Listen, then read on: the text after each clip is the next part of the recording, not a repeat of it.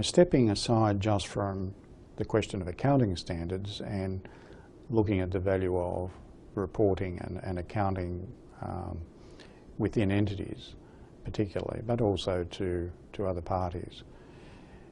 If, for example, you are a smallish proprietary company, you're not required to lodge financial statements, what should you be doing about your own accounting and reporting within your own sphere?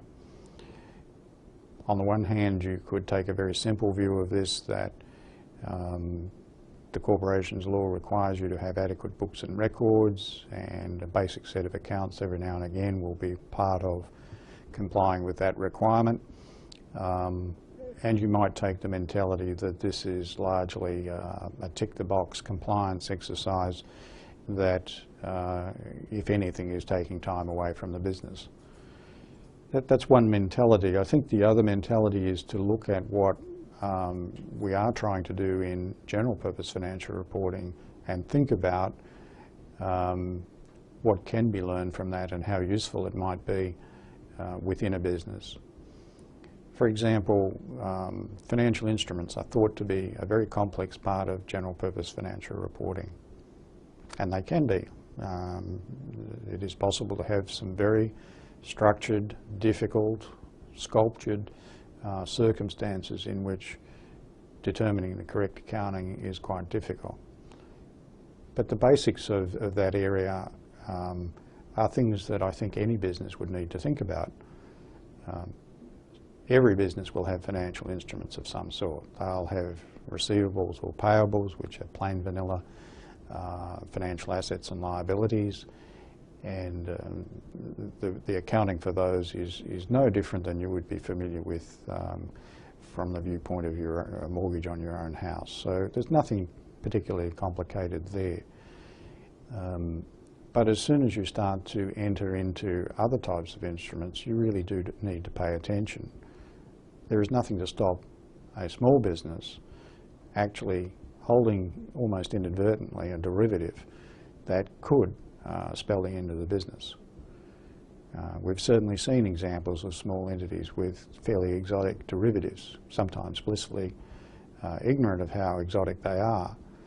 But just as a large business can be blown out of the water with a derivative, so too can a small one.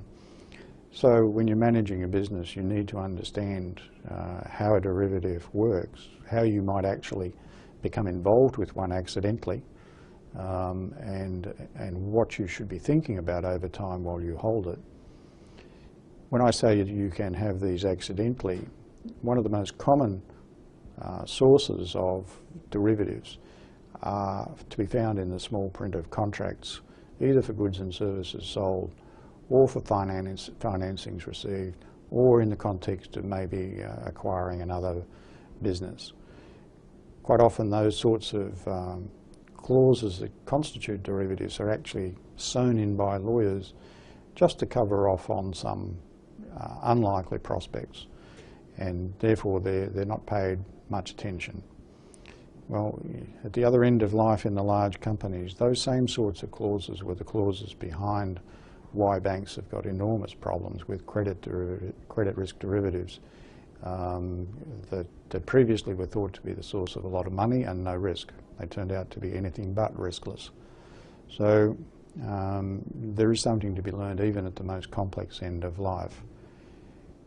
The broad message that I would give to you is no matter how arcane accounting standards might seem to be to you, they are being driven by a desire to reveal the economics of a business. So if you're not broadly following the thoughts that are in those requirements when you're thinking about your own informational needs, implicitly you're ignoring some aspect of the economics of your business. Is that good management, would be the question. It doesn't mean you have to go to all the ends of proper disclosure for outside parties, external users, but nevertheless the decisions you're making should be based on information that is relevant to you. And there will not be too many parts of the core of individual accounting standards that are not relevant to that thinking.